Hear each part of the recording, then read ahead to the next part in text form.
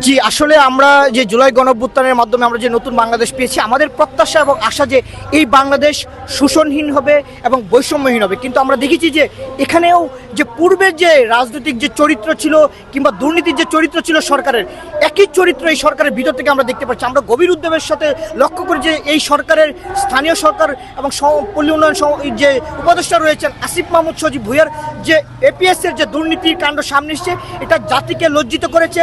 জুলাই গণঅভ্যুত্থানে যারা নেতৃত্ব দিয়েছে তাদেরকে লজ্জিত করেছে। আমরা মনে করি যে অবশ্যই এই এপিএসকে দ্রুত সময়ের ভিতরে আটক করে তাকে জিজ্ঞাসাবাদ করা হোক, সেক্ষেত্রে যেন দুদক যেন উদ্যোগী হয়। পাশাপাশি আমরা দেখি যে এনসিপির একজন সাবেক নেতা যে গাজী সালাউদ্দিন তানভীর, তারও দুর্নীতির বিষয়গুলো সামনে আসছে। আমরা দেখেছি যে তাকে দল থেকে অব্যাহতি দেওয়া হচ্ছে, দলীয় শৃঙ্খলা পরিপন্থী কাজের জন্য। কিন্তু উনি যে দুর্নীতি করেছেন কিংবা টেন্ডার বাণিজ্য কিংবা যে বাণিজ্য করেছেন, নিয়োগ বাণিজ্য করেছেন, সেক্ষেত্রে এটা স্পষ্টতই ফৌজদারি অপরাধ। ফলে শুধু তাকে দল থেকে অব্যাহতি কিংবা বহিষ্কার নয়, আমরা তাকেও তার বিষয়েও সরকারকে দাবি জানাবো তাকেও যেন আটক করায়। পাশাপাশি আপনারা দেখেছেন যে বিগত সময়ে বিশেষ করে একটি আলোচিত ঘটনা হচ্ছে আওয়ামী লীগ সরকারের আমলে রেলমন্ত্রী ছিলেন সুরঞ্জিত সেন গুপ্তা।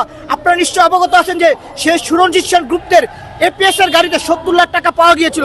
সেই দুর্নীতির কাণ্ডে কিন্তু এই সুরঞ্জিত সেন গুপ্ত তার মন্ত্রণালয় হারিয়েছিল। সুতরাং অন্তর্বর্তীকালীন সরকারের যে উপদেষ্টা আসিফ মাহমুদ সজীব, তার যে এপিএসের যে দুর্নীতি কাণ্ড সামনে এসছে, আমরা মনে করি এ কারণে নৈতিকভাবে আসিফ মাহমুদ আর তার উপদেষ্টা পদে থাকতে পারে না। ফলে আমরা আশা করব